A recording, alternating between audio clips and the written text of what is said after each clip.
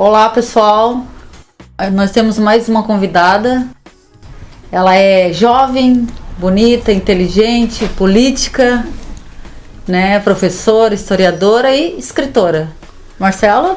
Essa aqui, primeiro, é a Paulette, que a gente já conhece, né? Você já conhece. Mas hoje nós temos uma convidada especial que é Ana Carolina Campanholo. Seja bem-vinda. Bem-vinda. Oi, pessoal, que alegria estar aqui com vocês. Estar aqui com a Paulette. Eu já acabei de descobrir que é um apelido pseudo-pejorativo, não descobri ainda. E com o Marcelo. Já estava me convidando há um tempão, esteve lá no nosso gabinete, Gabinete 8, em Florianópolis, na Assembleia Legislativa, para falar sobre campanha aqui em Bombinhas, para falar sobre recursos para a cidade. Levou mais um pessoal contigo, foi vereadora Lourdinha. A vereadora Lourdinha, isso mesmo. Foi com o pessoal, com o time lá na Assembleia. E desde aquela época que eu tô prometendo passar por aqui, agora finalmente a gente veio junto, estamos aqui juntos. Viemos almoçar na pousada Floresta, maravilhosa, inclusive. Parabéns pro pessoal aqui de Bombinhas por essa cidade que cresce, muito bonita e tão bem cuidada. Os estabelecimentos onde eu passo, sempre com muito capricho, muito cuidado. E, inclusive, já comprei um tapete e vou levar de recordação aqui de Bombinhas lá pra minha casa. Nunca mais vou esquecer. Por isso que tu chegou atrasada. Por isso que eu me atrasei 15 minutos. Eu tava agora eu comprou o tapete. Tá bom. Então, coraçãozinho deu certo. Falei, ó, Campanholo, queremos você aqui. Apareceu. É isso aí. A gente fica muito feliz, Ana, de receber você aqui, né?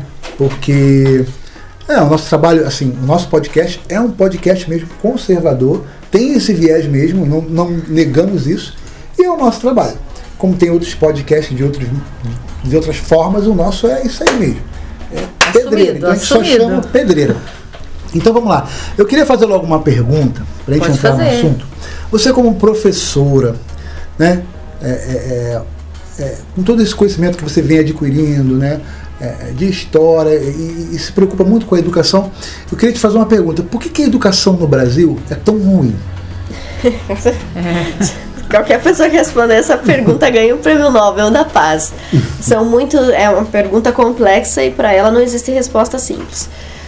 Mas, embora não seja fácil dizer como resolver o problema, é fácil indicar onde estão algumas causas do problema.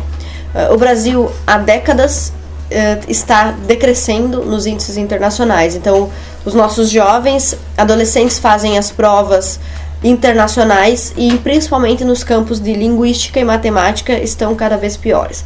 Então, a gente realmente tem uma educação muito pobre em relação a outros países de primeiro mundo e também países da América Latina. Então, quando se fala sobre educação, há muitos que tentam defender a educação pública compulsória, gratuita e de qualidade, que é um paradoxo em si. Nada que é gratuito, público é de qualidade, é praticamente impossível que isso aconteça. Mas muitos que defendem a escola pública vão dizer que esses testes que estão ultrapassados, que não vale a pena comparar Brasil com Estados Unidos, Canadá, Noruega, mas mesmo comparando o Brasil com a América Latina, a situação é péssima. Existem muitos indícios de quais seriam os problemas. Eu gosto de mencionar dois principais. E também a gente poderia começar destruindo as duas principais falácias a esse respeito. As pessoas dizem que é falta de investimento, que na educação brasileira falta dinheiro, falta recurso. Essa é uma das maiores falácias sobre o tema. Nós investimos proporcionalmente ao nosso PIB muito mais do que países, inclusive de primeiro mundo, muito mais do que países da América Latina, que têm educação muito melhor do que a nossa. O Brasil investe uma quantidade absurda de dinheiro em educação, muito dinheiro mesmo. E nos governos petistas, o investimento em educação aumentou ainda mais, porém a qualidade decresceu, né? Continuou caindo. Então, não existe esta relação. Inclusive, existe um estudo de uma pesquisadora, se não me falha a memória, chamada Joana Monteiro, um estudo da Fundação Getúlio Vargas. O pessoal pode digitar na internet aí depois para encontrar esse estudo, onde ela compara os investimentos dos royalties do petróleo nos municípios que receberam esses royalties e investiram em educação. E ela compara o investimento e o desempenho desses municípios com municípios, digamos assim, mais pobres, com menos recursos.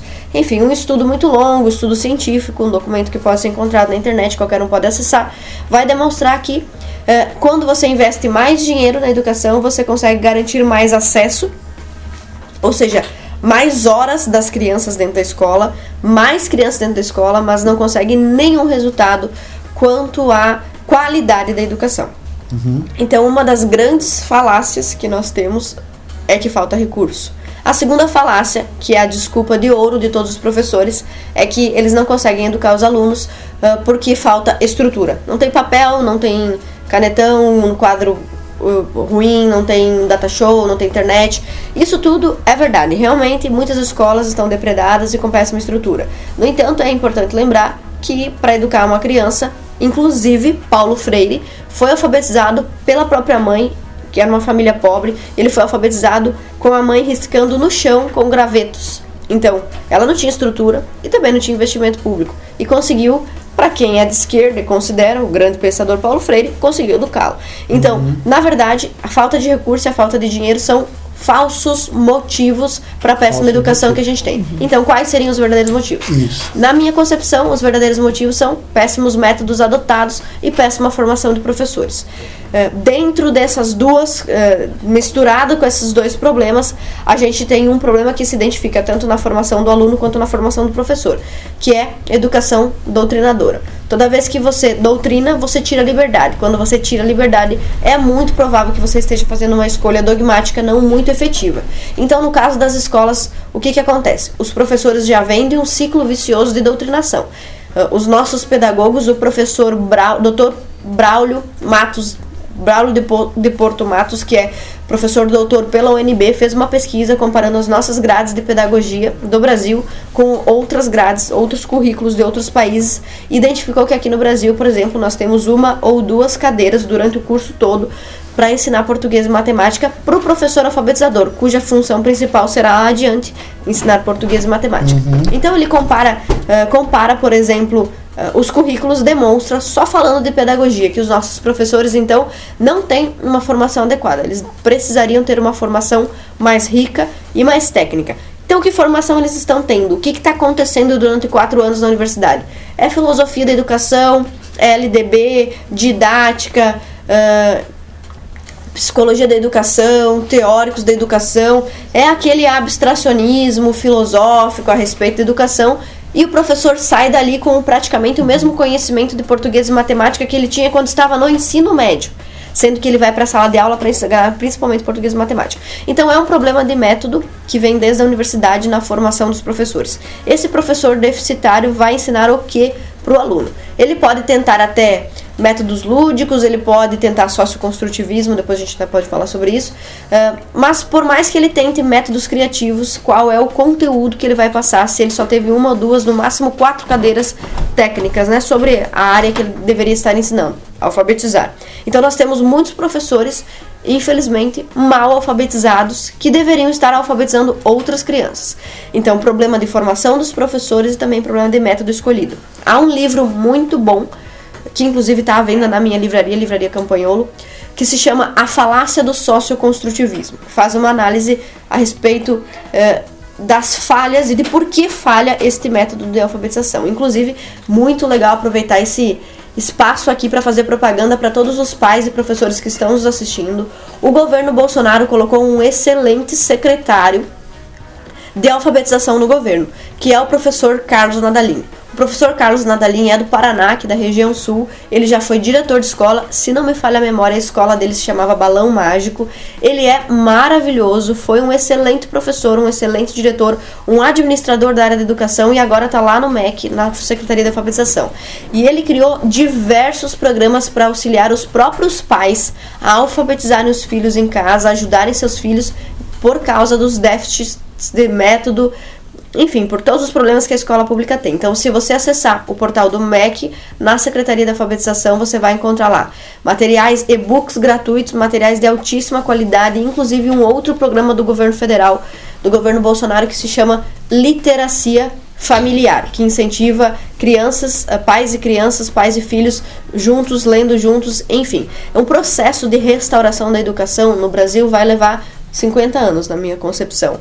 E nunca chegaremos à utopia que a esquerda prega, né? Sim, mas deixa eu te perguntar uma coisa, assim, na questão da questão cultural mesmo da educação. Porque eu vou te dar um exemplo. Por exemplo, a gente tem aqui um município como Bombinhas, um município pequeno de Santa Catarina, uma cidade que tem investimento, tem dinheiro, tem estrutura.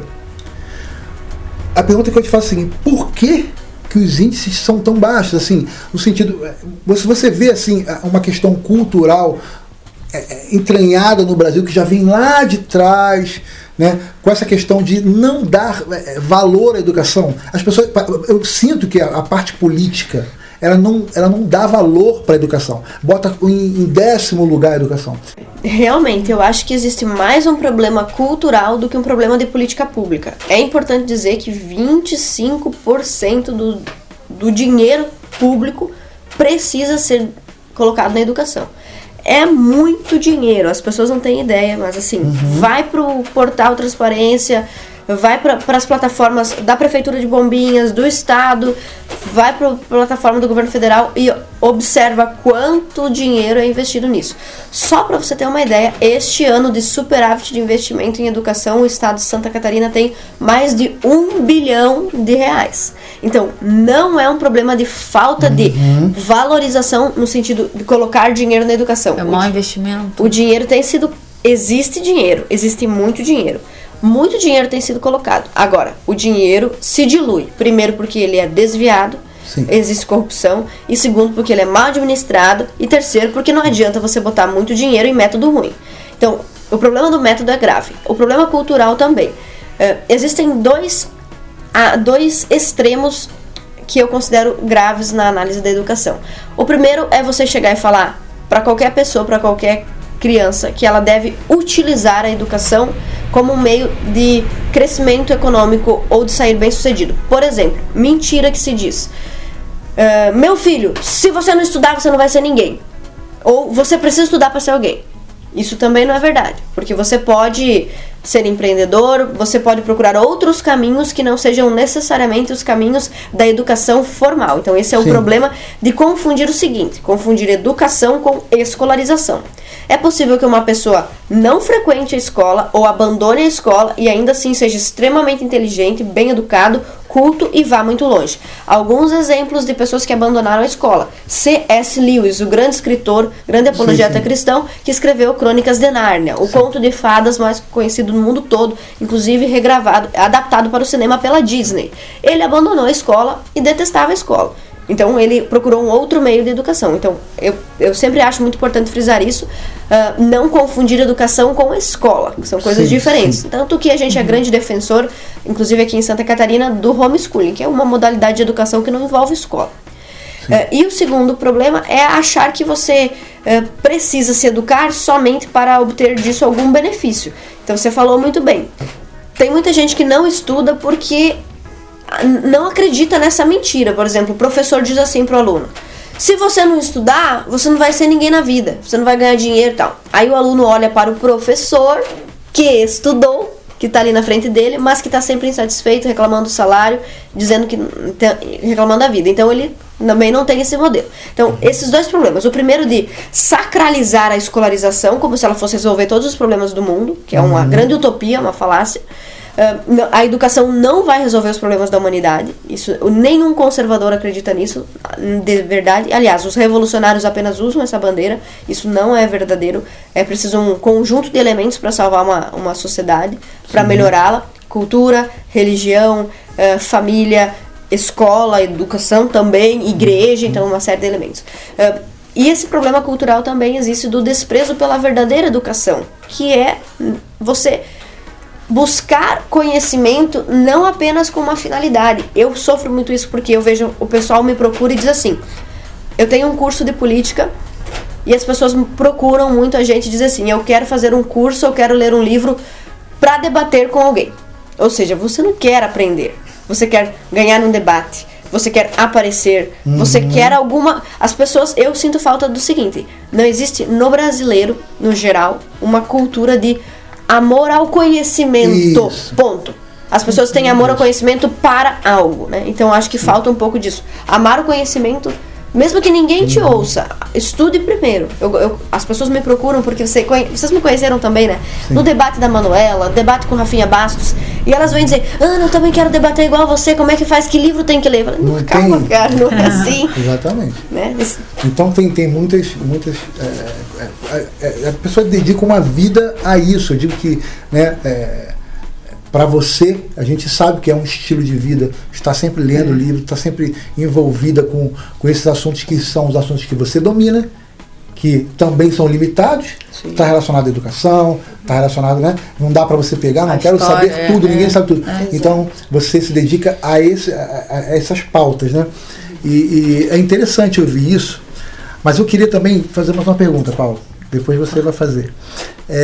O que nós temos hoje, né, na modalidade de homeschooling? Né, esse debate está sendo muito falado aqui no Brasil agora, mas o que nós temos hoje de exemplo no mundo, né, que adotaram esse tipo de método, que eu acho que com certeza não é uma forma geral, né, o país inteiro adotou homeschooling. Não. Claro que você vai ter escolas, isso nunca vai acabar.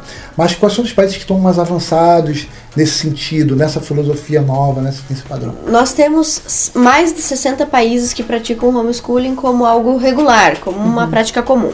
Quando eu digo comum, é importante informar, porque as pessoas têm muitas desinformações a esse respeito. Nós estamos falando de países com uma superpopulação de homeschoolers, nós estamos falando de 5%. É muito importante isso. Não existem países com 20%, 30%, 40% de famílias homeschoolers. Sim. Então, mesmo que o Brasil se tornasse um grande símbolo do de homeschooling, nós não teríamos uma evasão escolar, professores desempregados, que é uma grande mentira que é contada para assustar os professores. Então, mesmo num país que é referência do homeschooling, que é o caso dos Estados Unidos, principalmente para quem tem uma cultura protestante e evangélico, né, porque é um país conhecido por ser um país evangélico, nós temos grandes homeschoolers lá que são autoridades no assunto, como por exemplo a professora Susan Bauer, que estudou homeschooling e escreve guias homeschoolers. Então a professora Susan Bauer fala muito sobre isso, ela estabelece guias, mapas, como funciona nos Estados Unidos. Alguns países, não muitos, por mais chocante que isso pareça, têm educação pública compulsória obrigatória como única alternativa, que é o contexto do Brasil. Se você não envia o seu filho para a escola, o conselho tutelar vai acionar você. Você vai ser responsabilizado como se você estivesse cometendo um crime, uma ilicitude. Isso é um violento atentado aos direitos humanos das famílias. Então isso precisa ser corrigido. Nós tivemos aí um projeto de regularização do homeschooling aprovado no Rio Grande do Sul. Na semana passada nós tivemos o projeto federal passando mais uma etapa, vencendo a etapa da CCJ em Brasília, e nós temos agora o nosso projeto de lei aqui em Santa Catarina. Nosso é forma de, né? Isso, forma de dizer, né? O projeto é do deputado Bruno, está tramitando na Assembleia. Nós tivemos recentemente agora uma audiência pública, onde ficou muito claro nessa audiência pública como a esquerda, principalmente o PT, se organiza para combater o homeschooling, o homeschooling em Santa Catarina. Se você procurar depois, você pode assistir na internet a audiência pública completa com 2 horas, a audiência do homeschooling aqui em Santa Catarina. Claramente, sindicatos, professores ligados a sindicatos, militantes de esquerda e políticos de esquerda fazendo campanha difamatória contra as famílias, sem conhecer o que é homeschooling. Então, esta modalidade, a gente pode citar como exemplo os Estados Unidos, que tem muito sucesso nesse sentido. Sucesso porque esses 5% de famílias que aderem a esse modelo têm resultados acadêmicos e intelectuais iguais ou superiores a de qualquer criança que frequenta a escola. E esse superiores é muito importante, porque as pessoas têm a impressão de que os pais tiram os alunos da escola ou querem tirar os alunos da escola porque querem ostracizar essa criança, porque querem que ela viva enclausurada, porque são fanáticos fundamentalistas religiosos. E o maior motivo que leva as pessoas a tirarem as crianças da escola é justamente a deficiência intelectual do programa escolar. Inclusive a Elisa Flemer é uma aluna de 17 anos aqui do Brasil que estudou em homeschooler. Ela, durante todo o ensino médio, foi aprovada na USP, em um curso de engenharia da USP, e teve a sua matrícula prejudicada por decisões judiciais a esse respeito. Então ela tem todas as competências intelectuais, é um exemplo brasileiro, mas existem inúmeros exemplos fora do Brasil, que demonstra que o homeschooling funciona. E é a modalidade mais ideal, é a modalidade mais perfeita para uma criança, né? Feita sob medida para a criança. É a única modalidade que permite que você observe cada criança individualmente, dê uma educação individualizada, uma educação especializada, e que você consiga valorizar as preferências da criança e os talentos dela, e tentar corrigir as dificuldades. Dentro do espaço escolar, nós temos de 20 a 40 crianças numa sala de aula, um professor sobrecarregado, desmotivado e com péssima formação, tentando transmitir conhecimento para 40 crianças. É uma competição até injusta. Inclusive, pessoal, é muito legal reparar no seguinte: no final da audiência pública que nós tivemos na Assembleia Legislativa para discutir a questão do homeschooling, no final da audiência, a presidente da audiência, que é a deputada do PT, ela tomou a palavra e no seu momento de fala ela deixou algo muito claro. Ela disse o seguinte: e outra coisa, eu não consigo entender, não é justo. Muitos pais pensam que já que a escola pública é ruim, eu vou tirar meu filho da escola pública e vou dar uma boa educação em casa. Como assim? Que egoísmo é esse? Vou dar uma boa educação pro meu filho e o filho dos outros.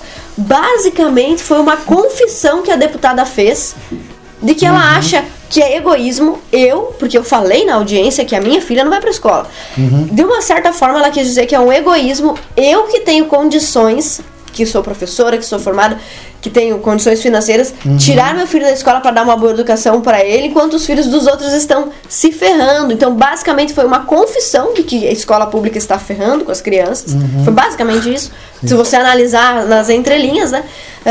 E que o pai não tem o direito de querer salvar o filho dele. Que já que ele não pode salvar o filho dos outros, tem que deixar o filho dele se ferrar junto. Então, muito absurdo. E também um outro preconceito que tem... eu sou, como você sabe, sou deputada, então as pessoas podem pensar: deputada é fácil, né? Vai contratar um tutor ou vai fazer coisa assim. Ou a deputada é professora, também é fácil. Negativo. No caso da Elisa Flemer, ela não tinha pais professores e não tinha dinheiro. Inclusive, ela reclamou bastante numa conversa que nós tivemos, numa live que a gente teve sobre homeschooling. Ela reclamou da falta de recursos, mesmo assim, não sendo de uma família rica, não sendo de uma família de classe média alta, uma família comum, uma família normal. Os pais não são professores. Ela conseguiu desenvolver, por iniciativa própria, 3 anos de educação em casa. Então, uma outra mentira em torno desse assunto é que é uma modalidade educacional voltada apenas para os ricos. Inclusive, os ricos nem costumam aderir. Segundo as pesquisas realizadas nos Estados Unidos, a maior parte das famílias que pratica educação domiciliar, de 35% a 40% dessas famílias, são famílias de classe média, ou seja, pessoas que ganham um salário mediano, que têm uma vida de qualidade média, ou seja, não são ricos. Os ricos preferem pagar tutores ou colégios caros para os seus filhos. Então, muitas mentiras em torno desse tema, né, que precisam ser esclarecidas. É uma modalidade de ensino que precisa ser conhecida. E se você, pai ou professor, está nos assistindo aqui, mas não tem condições de tirar o seu filho da escola, né? Você que é pai, não tem condições, você tem que trabalhar, isso tudo é compreensível.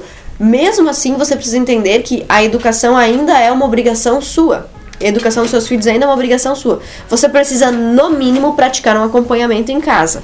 E se você resolver fazer esse acompanhamento em casa, existe na internet uma infinidade de materiais gratuitos e de pessoas, de mães, de professoras que disponibilizam isso. Inclusive, como eu já disse, o próprio MEC, com o programa de literacia familiar, disponibilizando e-books gratuitos e materiais gratuitos para você alfabetizar seu filho em casa.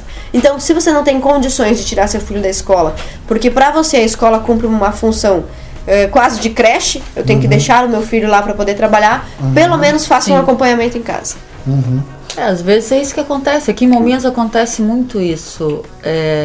As pessoas trabalham o tempo todo, o tempo inteiro. 12 horas, 8 horas e não tem como. Exatamente. Mas aí nesse caso, a educação dos filhos passa a ser no contraturno, quando você chega em casa, no mínimo você tem que conversar com seu filho. E aí, meu filho, como é que foi na escola? Está com dificuldade? Mínimo, né? Toda vez que o pai não cumpre seu papel, alguém vai ocupar esse lugar. E eu quero deixar esse aviso bem importante pro pessoal. Depois que vocês terminarem de assistir o nosso podcast aqui, você digita aí no YouTube: nós perdemos nossa filha.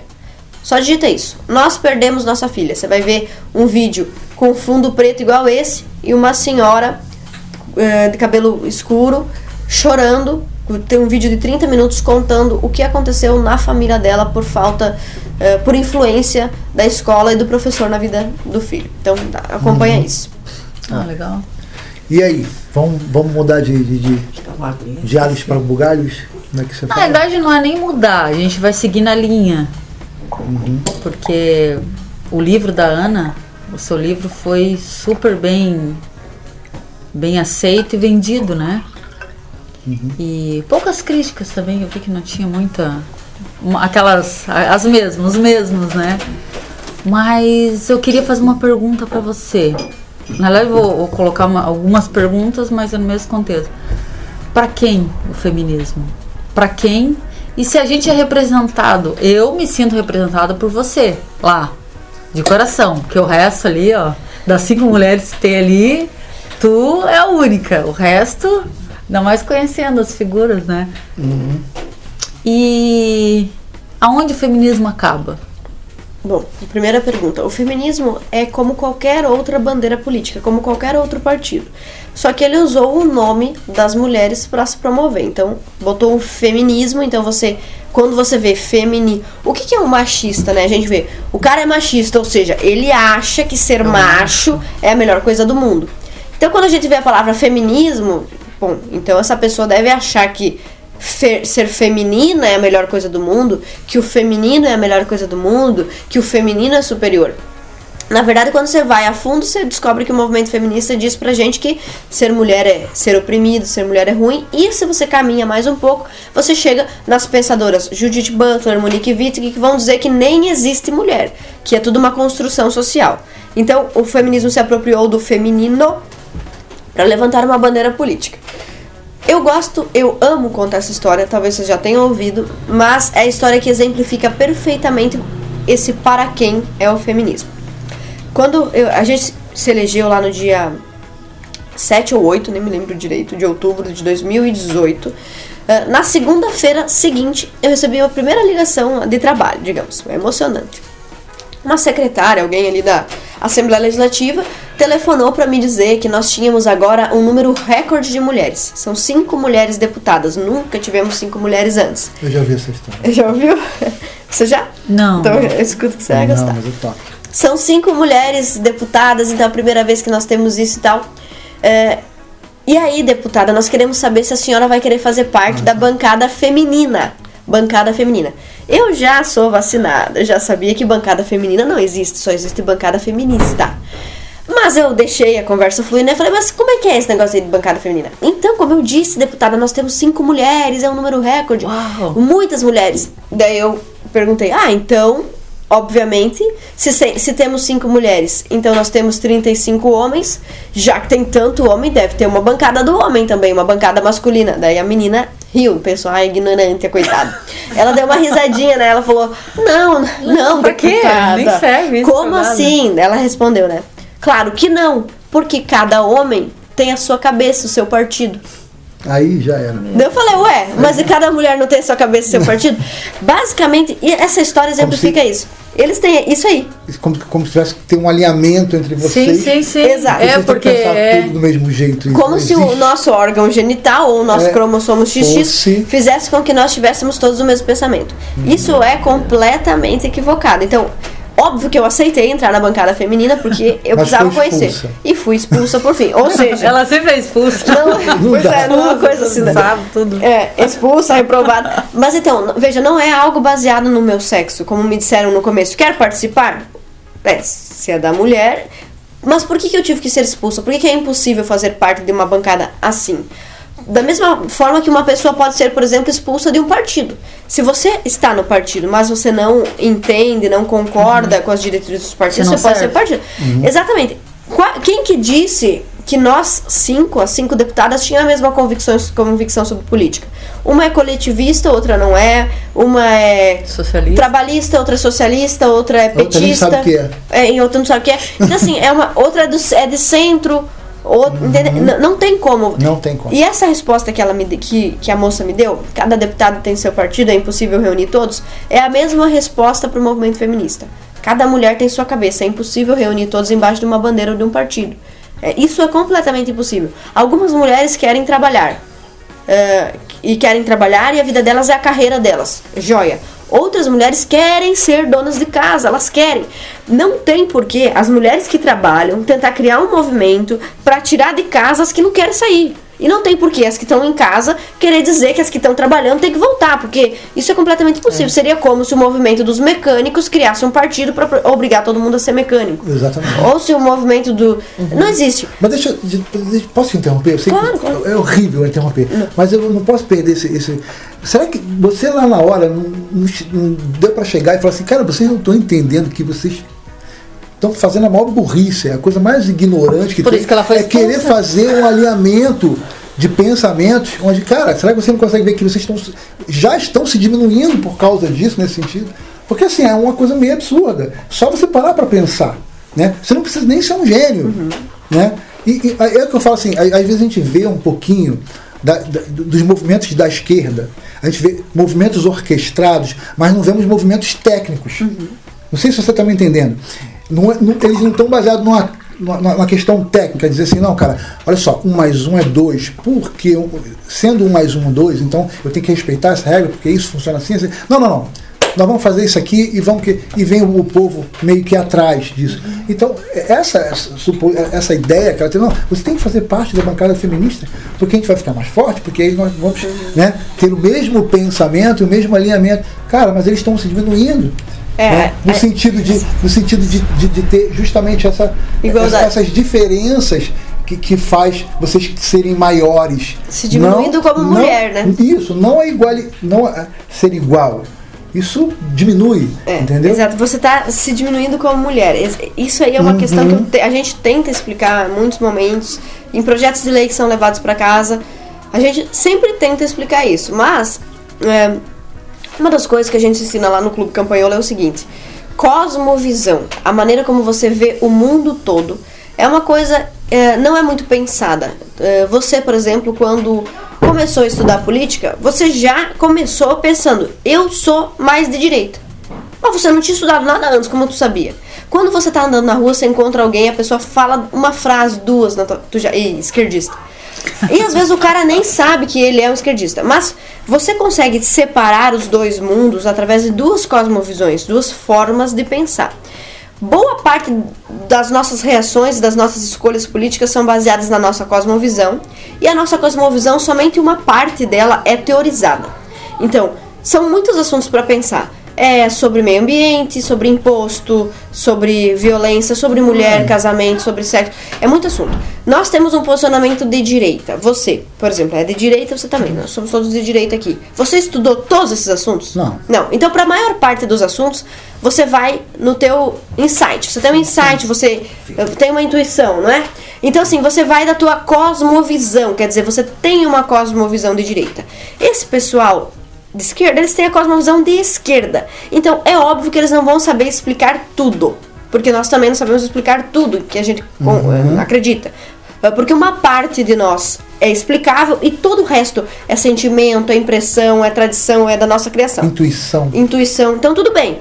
Agora, o problema é o seguinte: eles transformaram a teoria deles em uma teoria hegemônica. Então a maior parte das pessoas, sem pensar e sem ter sequer sido criada nessa cosmovisão, acaba aderindo a alguns princípios. Por exemplo, precisamos de cotas para as mulheres. Poxa, é tão difícil você explicar para uma pessoa que cota para mulher é ruim, é uma coisa muito difícil de explicar, porque você já cria na pessoa a sensação de ela é contra as mulheres. Exatamente. Então assim, isso que você está me dizendo, eu não consigo explicar isso para elas, porque elas não estão abertas a ouvir a explicação. Então, cotas para negros. Exatamente. Cara, se você é um negro, você quer ser tratado de forma diferente. Você quer ser beneficiado porque você tem uma cor de pele diferente, você está se rebaixando. É tão simples. Essa visão tá na cosmovisão tua entender isso. Tá na cosmovisão dele entender o contrário. Aí a gente teria que vir pro debate público e duas pessoas que estudaram isso a sério teriam que discutir. Se nós colocarmos duas pessoas com cosmovisão, uma de esquerda e uma de direita, mas que não estudaram muito, elas vão ficar se degladiando infinitamente.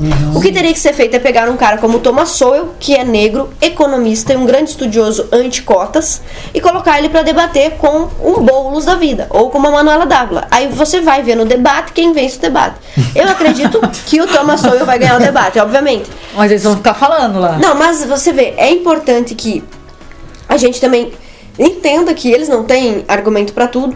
porque não precisa, na política, você ter argumento para tudo. Lá dentro da Assembleia, em inúmeras situações, a gente se viu nesse contexto.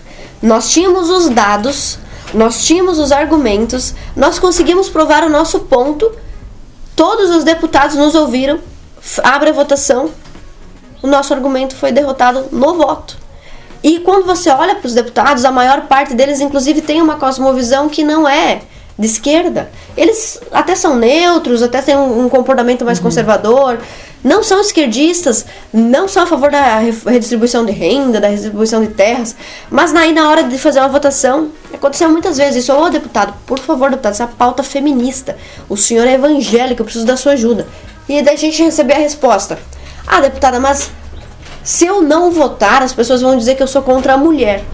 Eu falei, mas eu acabei de mostrar para o senhor que não é isso. Sim, mas você mostrou para mim, mas o resto de Santa Catarina não vai entender. Por isso que eu digo, e eu sempre repito, e por isso que teve tanto ódio contra o meu livro. Eu tenho convicção seguinte: o meu mandato é muito importante. Fazer as coisas na política, estar lá é muito importante. A gente consegue, às vezes, barrar um projeto de lei, fazer contraponto a um projeto de lei, derrubar um projeto de lei. Principalmente quando eu estava na CCJ, eu derrubei vários projetos que eu achava muito ruins. Então, é importante a política. Mas mais importante do que a política é a cultura. E a cultura você ganha na mídia e no livro. Eu já vi um programa do Spotniks, no YouTube, onde uma empregada doméstica da periferia do Rio de Janeiro estava usando ipsiliteris, um argumento que está no meu livro. Ela provavelmente nem imagina que eu sei, que eu vi isso, mas entre os 50 pessoas que passaram naquele vídeo, uma mulher de periferia, empregada doméstica, sentou ali e disse: você tá errada, feminista, porque isso. E ela repetiu lá no Rio de Janeiro um argumento que estava no meu livro, que eu nem sei se ela leu no meu livro ou se ela leu de alguém que leu. Então, assim, não importa de onde veio, eu não estou querendo crédito, mas esse trabalho é mais importante do que estar ali na política. Sim. Porque eu sou um voto. Ou a gente elege 20 antifeministas, o que eu acho muito difícil, ou a gente vai ter que mudar o contexto para as pessoas poderem cobrar dos políticos um determinado posicionamento. Um político muito bom, até bem intencionado, acaba tendo votos ruins, porque ele não tem respaldo popular para dar o voto correto. Então, se eu for votar contra esta cota que estão criando aqui, hoje, por exemplo, nós estamos gravando esse programa um pouco antes da data da exibição, mas estará sendo votado na Assembleia Legislativa, eu tenho certeza que vai ser aprovado um requerimento da mesa diretora para abrir uma Procuradoria Especial da Mulher. Eu tenho quase certeza que será aprovado. Nós já temos dentro da Assembleia Legislativa a Procuradoria Geral. A Procuradoria Geral é consultada em qualquer caso. Sim. O presidente da Procuradoria Geral é uma mulher. É uma mulher, presidente. Por que não existem outras procuradorias? Porque uma é suficiente e economiza dinheiro. Senão vai ter a Procuradoria da Pesca, do Agricultor, a Procuradoria do Negro, a Procuradoria do Branco. E vai ter muita procuradoria, muito cargo, muita função, vai gastar muito. Então, como a Assembleia teve um presidente aí que queria economizar, ele resolveu, vai votar uma procuradoria só. Hoje vai ser votada a Procuradoria da Mulher, ou seja, vão incluir uma segunda, onde somente, olha o que diz o requerimento de criação da Procuradoria, somente poderão votar e ser votadas para presidir a comissão deputadas mulheres. Você imagina um projeto de lei que diz somente deputado homem pode votar. Ia ser um escândalo nacional. Ok, então esse projeto da Procuradoria da Mulher eu já demonstrei de todas as formas possíveis para os meus colegas. Pessoal, tudo que está escrito na Procuradoria da Mulher, no projeto de criação da Procuradoria da Mulher, é desnecessário, porque já é feito por outro órgão da casa. Exemplo, a Procuradoria da Mulher vai incentivar educação, formação, cursos para combater discriminação de gênero e para ideologia de gênero. Eu falei, isso já é feito pela Escola do Legislativo, que é presidida por uma deputada mulher. Então, como é que você acha que a deputada que é mulher, que preside a Escola do Legislativo, não está fazendo um bom trabalho? Então você manda uma carta, um requerimento e diz: deputada, porque a senhora está abandonando as mulheres. Ok. Além disso, o projeto da Procuradoria da Mulher diz o seguinte: essa Procuradoria irá receber denúncias de casos de mulheres abusadas, vítimas de violência ou de abuso sexual. Isso já pode ser feito por vocês aqui no podcast. Se alguém ligar aqui para fazer uma denúncia, você já pode comunicar. Você pode ajudar. Inclusive, você pode dar voz de prisão para alguém que estiver batendo uma mulher. Qualquer cidadão pode fazer isso. Então, assim, tudo que esta Procuradoria diz que vai fazer já é feito por algum órgão da casa. Então você só está criando um dispositivo extremamente preconceituoso que não permite que os homens votem, somente as mulheres. E mais um cargo para você ter lá, para ocupar o cargo. Então, este cargo de procuradora da mulher, sendo que nós já temos a procuradora geral, que é uma mulher. Que vai tratar do mesmo assunto. E se fosse homem também? Mas eu criei a procuradoria especial do homem, porque assim que eu vi que a procuradoria da mulher foi aprovada na CCJ, eu concluí, bom, se esta procuradoria tem fundamento constitucional, então também vou criar uma do homem para fazer frente à da mulher. Porque não é possível. Agora, a dela não foi. Não, a minha vai tramitar. Qual vai ser o argumento para derrubar a minha procuradoria do homem? Não pode. Não pode. Por que não pode? Porque se fizeram a da mulher... É igual jurisprudência. E se fizerem agora a procuradoria do homossexual, tem como derrubar? Não. Se fizerem a do negro? Vai poder. Do anão? Não pode. Por quê? Vai poder fazer pra todo mundo. Por que só as mulheres podem? Agora vai ter a do idoso, da criança, do adolescente. E aí eu vou criar vários cargos. E veja, o que isso resolve na violência que as mulheres estão sofrendo? Nada. Não muda nada na vida de ninguém. E esse é o maior... pra mim, é a coisa que tem que chegar, essa informação para as pessoas. O que o feminismo está fazendo por você de fato? O que ele está fazendo de fato? Mudou o que é a sua vida? É um monte de projeto desse jeito. E outro exemplo muito clássico, que vocês estavam envolvidos aqui na eleição, né? De bombinha, vocês devem ter acompanhado isso. Que correria dos partidos para conseguir candidata mulher. Então, por que isso acontece? Porque as feministas lá de trás criaram um sistema de cotas que está anexado à nossa lei eleitoral, que é o seguinte: nesse sistema, 30% tem que ser não mulher, tem que ser 30% de algum gênero, do outro gênero. Então, nós temos no Brasil o Partido da Mulher Brasileira. Poderia ser um partido 100% de mulheres. Não poderia? Porque, aliás, no Partido da Mulher. Não pode. Agora é obrigado ter 30% de homens, porque as feministas criaram esta lei. Mas ok, não existe esse número de mulheres interessadas em política. As pessoas têm que entender isso. A política, ela é aberta. Qualquer um pode se filiar e qualquer um pode participar. As mulheres não estão indo porque elas não querem. Aí, como nós não temos o número necessário de mulheres, nós temos que ir atrás de mulheres. Eu sei porque eu também já tive que estar no partido. Quando uma mulher dizia que queria desistir, e eram as que mais queriam desistir, porque elas não querem, né? Elas queriam desistir. Nós chegamos, não, por favor, Mariazinha, fica. Não. Se você sair, vão ter que sair outros. Então, resultado. Na última pesquisa do TRE, em 2016, foram 16 mil candidatos fantasmas. De 16 mil candidatos fantasmas, 14 mil eram mulheres. Ou seja, a lei feminista colocou 14 mil mulheres brasileiras em situação de ilicitude eleitoral. Estão cometendo uma imoralidade. Essa imoralidade não existiria se também não existisse esta cota. E elas vão dizer, mas a mulher precisa disso para ser incentivada a entrar na política. Cara, você precisa incentivar uma pessoa a fazer uma coisa que é boa? Não. Ô, meu filho, come esse sorvete, eu não quero, come, meu filho. Não, é o contrário. Quando uma coisa é boa, é atrativa, quando você gosta de algo, você não precisa de incentivo para chegar lá. Porque você procura isso porque você quer. O movimento feminista tem o seguinte entendimento: toda mulher que não está onde um homem está, não está lá por preconceito. Isso não é verdade. Muitas mulheres não estão onde um homem está porque elas não querem estar lá. Elas não conseguem aceitar isso. Porque quando eu digo eu quero cuidar da minha filha, eu sempre digo isso pro meu marido, eu fico desesperado porque ele acha que eu vou renunciar ao mandato. Eu gosto. Eu digo, meu sonho é ser dona de casa. Eu sempre quis. Quando eu comecei a fazer o curso do professor Olavo, conhece o COF, né? O curso de filosofia. A primeira tarefa dele é fazer um necrológio. É como se você imaginasse, essa é uma atividade muito legal pro pessoal encontrar aí seu objetivo de existência, seu motivo de viver. A primeira atividade do curso do professor Olavo é: finge que você morreu e você é um jornalista ou um amigo. Você está escrevendo uma carta para alguém contando que você morreu. E escreva quem você gostaria de ser quando você morreu. Então assim, eu vou estar com 85, 90 anos, morri. Alguém vai escrever uma carta minha. Eu escrevi a minha carta dizendo: olha, a Ana, escrevi em 2009, a Ana foi uma excelente mãe, teve muitos filhos, foi uma excelente dona de casa, gostava muito de ler e tal. E eu não coloquei nada sobre política, sobre carreira. E o meu marido um dia fuçou nas minhas coisas, achou meu necrológio. Meu ficou desesperado. Tu não vai renunciar, hein? Você não vai renunciar. É o diário, achou o diário da Ana. Pois é. Mas eu disse, esse é o meu sonho. Um dia, eu espero criaram, educaram, prepararam uma sucessora, um sucessor, homem ou mulher, tanto faz, que defenda o que eu defendo, que esteja apto a ficar no meu lugar, e eu gostaria de viver para minha família. É uma coisa que eu quero. Elas não aceitam que algumas mulheres queiram fazer isso. Exatamente. Porque elas acham que isso é uma imposição, você foi mal educado, faltou oportunidade na tua vida. Vai ser sua vida agora? Exato. Ficar em casa não serve para nada. Não respeitam as posições das outras mulheres. A própria Simone de Beauvoir dizia nos seus livros que a opção de ser esposa e dona de casa exclusivamente deveria ser riscada do livro de possibilidades. Ou seja, ela dizia que as mulheres deveriam ser proibidas de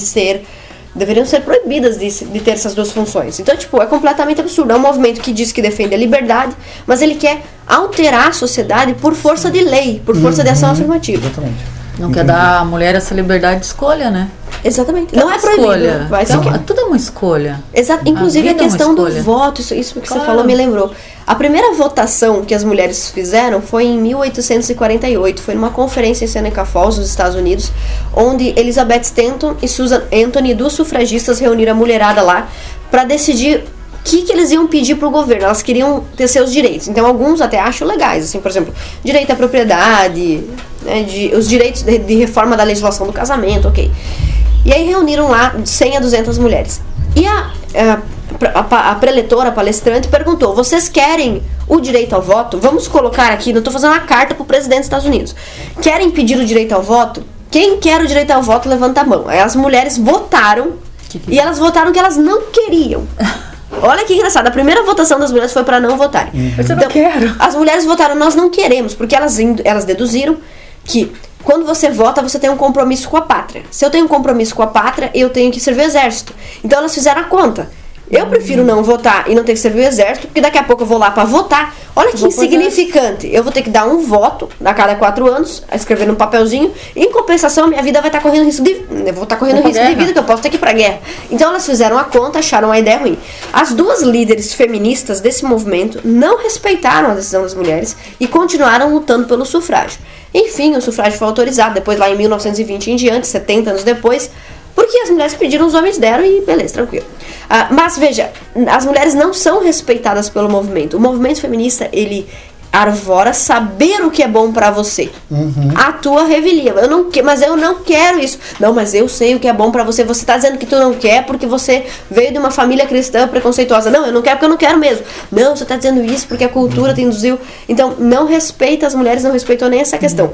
Em 1890, existia na Inglaterra, de 1850 a 1950, durante esses 100 anos aí de disputa da questão do voto, existiam dentro da Inglaterra partidos políticos anti-voto. Olha que coisa engraçada. Então as mulheres organizaram, só um desses partidos tinha 40 mil mulheres filiadas. Elas se filiavam no partido para dizer que elas eram contra o voto. Elas não queriam votar. Então, tudo que as feministas dizem hoje é para enganar as mulheres, como se elas não tivessem direito de contestar, né, de pensar a esse respeito. Ana, deixa eu te perguntar uma coisa. Feminismo no Brasil, né? A gente acredita que uma estrutura, para ela existir, ela tem que ter um bom alicerce, né? E quando a gente fala de uma... Não sei se a gente trata o feminismo como uma ideologia, ou como... É uma ideologia. É uma ideologia, né? Mas vamos tratar, então, essa ideologia, ela tem que ter um alicerce. O que eu estou querendo te dizer é o seguinte: você é uma estudiosa disso.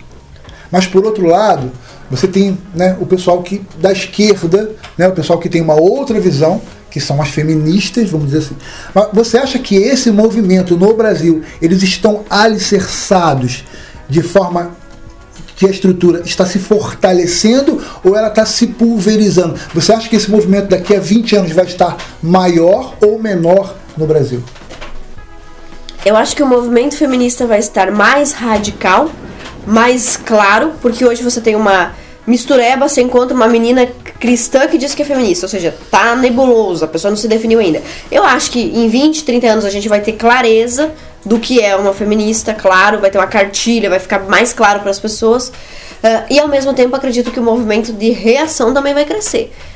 Quando eu comecei a falar contra o feminismo, tinha 2 meninas que eu me lembro, mais 2 meninas do Brasil todo que eu conseguia conversar. Hoje, o nosso conteúdo é replicado, vídeo e página no Instagram, o que é uma maravilha, é ótimo. Quando uma pessoa copia uma ideia minha e não dá o crédito, eu acho que bom, espalha, que daí se a pessoa não gosta de mim, pelo menos ela ouve a ideia de outra fonte. Então tá se espalhando muito. Então eu acho que vai surgir um contraponto, está se fortalecendo o ponto de vista do contraponto, com muito atraso. Nos Estados Unidos, isso aconteceu na década de 70, com a Phyllis Schlafly, que foi uma política que não era envolvida exatamente com questões de mulheres, nem tinha sido eleita, na verdade ela perdeu a eleição, mas ela vivia envolvida em política no Partido Republicano, e a Phyllis Schlafly foi chamada, convocada para fazer frente a Beth Friedan, que era a grande feminista daquela época. Então essa mulher sozinha levantou todo o movimento antifeminista nos Estados Unidos. Ela começou um movimento e conseguiu derrubar a emenda dos direitos iguais, que agora caducou. Deveria ser aprovada em todos os estados dos Estados Unidos, né, para que pudesse subir para a Constituição, e a Phyllis Schlafly conseguiu derrubar. Ela faleceu recentemente, acho que foi em 2016. Então ela foi uma grande feminista, mas lá na década de 70, e o Brasil está começando agora, em 2020. A enxergar isso. Então, nós vamos ter sim um movimento reacionário, não no péssimo sentido, não no bom sentido, um movimento reacionário. No entanto, é importante saber que a esquerda, ela não é organizada, ela é pulverizada, e por isso que ela é tão forte. Quando você derruba o PT, sobe o PSOL. Quando você bate no PSOL, vem o PSTU. Quando você bate no PSTU, vem o PCdoB. Eles parecem que brigam. Ciro quando Gomes... Quando você vai vem o PSDB. Exatamente. A gente começa... Esquerda pra valer, lembra da plaquinha do PSDB, esquerda pra valer? Não, mas quando você briga com um, eles se dividem. Nós, os conservadores, eles estão... Eu também estou esperando saber qual partido que o Bolsonaro vai. Eu também gostaria de ir. Mas a gente tem que entender o seguinte: você não é capaz de se infiltrar num partido e derrubar ele por dentro. Você não é um bom político. Então a gente tem que entrar nos partidos. Existem bons partidos para receber, sei lá, PP, PL. De repente tem gente boa até no MDB. Eu já conheci vereadores muito legais. Tem tudo espalhado. Então, só não tem no PT, o resto tem sim. Então, isso é muito importante. Por que a esquerda é tão forte? Porque ela é pulverizada. E outra coisa que eles têm, que a direita não tem, é dinheiro. Olha que contrassenso. E da onde é que vem o dinheiro deles? Não é dinheiro só daqui, tá? Mas a gente tem... A esquerda, ela gasta dinheiro. E ela suga os cofres públicos o máximo. Lei Rouanet. Nós tivemos agora que derrubar aquele programa, aquela live Criança Viada, Roda Bicha, lá de Itajaí, que era de 10 a 20 mil reais, sei lá quanto era, 10 a 20 mil reais, pra fazer uma live. Os caras iam ganhar 10 mil reais pra fazer uma live. E o governo federal, o Bolsonaro, mandou pra Santa Catarina 50 milhões de reais. Aonde é que tá esse dinheiro que foi pra cultura? Quem é que recebeu de direito esse dinheiro? A esquerda botou no bolso 50 milhões de reais em projeto cultural, é diversidade, é bullying, eles botam tudo que é nome. Então, eles pegam dinheiro do recurso público, por isso eles querem inchar o Estado, e eles também recebem patrocínio internacional. Open Society, Rockefeller, Rothschild, dos grandes globalistas que são capitalistas. Então eles recebem dinheiro público e dinheiro privado. Por isso que eles são tão grandes. China agora. Recebe tudo. Forte, né? Ana, deixa eu te fazer uma campanha forte. Mais uma perguntinha que eu vou sair totalmente do cenário. Não sei se você conhece um programa chamado Provocações? Claro que tu conhece. Acho que eu conheço. Tu conhece, né? Eu vou te fazer uma pergunta que eu sei que vai marcar. Vai ser rápido, tá? Pra você, o que é a vida? A vida é sofrimento. O que? Para Ana Carolina Campanholo, o que é a vida? A minha ou a vida? A vida. Olha, acho que a vida é uma oportunidade, né? Pensando numa palavra bonita. A vida é uma oportunidade de você cumprir uma missão. Eu acredito muito numa palavra que o professor Olavo ensina pra gente, que é vocação, né? Vem de chamado divino. Eu acho que a vida serve para você alcançar, descobrir a sua vocação e cumpri-la. Jesus disse que o maior é o que serve os outros. Então eu acho que o sentido da vida, a vida é executar alguma coisa. E nesse executar, a maior parte das pessoas vão sofrer. E eu acho que a matéria da vida, já diziam os poetas, a matéria da vida é sofrimento. Então, se você estiver sofrendo, se a sua vida estiver difícil, é porque está normal. Né? Eu acho que isso é o normal. Eu tô normal, então. Tô normal, pra todo mundo que tá sofrendo. O normal eu acho que o normal é a vida ser assim. Inclusive, nós estamos agora no Clube Campanholo estudando um livro do James Burnham chamado O Suicídio do Ocidente. E ele é um cara extremamente pessimista, aliás, todo conservador é pessimista. E ele diz o seguinte, a vida é sempre você passar a vida, você passar pela vida e ver os desonestos, os trapaceiros cada vez mais fortes, como cedros frondosos, ele diz isso. E a vida do conservador é tentar ter felicidade temporária e prosperidade momentânea. Então, Ana, foi muito bom receber você aqui. Pena que a gente não tem esse tempo todo para poder ficar aqui falando sobre todos os assuntos. Foi barato. Mas deu para trazer bastante ideia, né, esclareceu muitas coisas. Assim, eu acho muito interessante esse debate, essa conversa. E quero te agradecer muito a tua vinda aqui e dizer que a gente, né, torce por você e podemos esperar Ana Campanholo para 2022? Ah, sim, vou tentar a reeleição como deputada estadual. Para paz do meu marido, não vai ser agora, hein, que você vai ter que me sustentar ainda, espera um pouquinho. Ainda não vou ser dona de casa ainda, mas a gente vai tentar a reeleição em 2022, porque eu acho que se você desiste na primeira, parece que você não gostou, não fez um bom trabalho, né? Mas eu não tenho pretensões para executivo, prefeitura, governo do estado, não tenho pretensões para Brasília, sou muito modesta estadual. Politicamente, eu gosto de Santa Catarina e todo mundo quer ir para Brasília, né? Todo mundo quer chegar vereador, prefeito, deputado estadual, deputado federal. Carreira todo mundo quer fazer carreira. Eu quero ficar em Santa Catarina, cumprir a minha missão aqui como deputado estadual e é isso. É isso aí. Legal, foi um prazer, Ana. Fiquei muito contente de conhecer, sou sua fã. Muito obrigada. E ainda bem que ela vai ficar, né? Alguém tem que me representar naquela assembleia. Galera, espero que vocês tenham gostado. Ana Campanholo.